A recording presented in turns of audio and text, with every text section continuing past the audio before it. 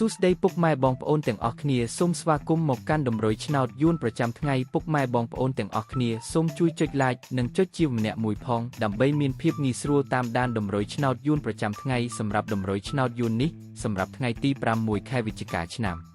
2025ចឹងកុំឲ្យខាតពេលវេលាយូរចឹងយើងចូលមកមើលតម្រុយឆ្នោតយួនយើងវិញសម្រាប់តម្រុយពីលេខ admin មានលេខ18 88 96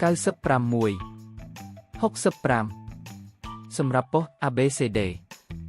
សម្រាប់លេខអូស admin មានពីរគ្រាប់គឺអូសខ្ទង់80និង90សម្រាប់តម្រុយ3លេខគឺ admin មាន3គ្រាប់ផងដែរគឺមានលេខ185 គុណ585គុណ265គុណបើសិនជាពុកម៉ែបងប្អូនទាំងអស់គ្នាស្រឡាញ់និងពេញចិត្តលេខទាំងនេះពុកប៉ែបងប្អូនអាចយកលេខទាំងនេះទៅផ្សងសំណាងបាន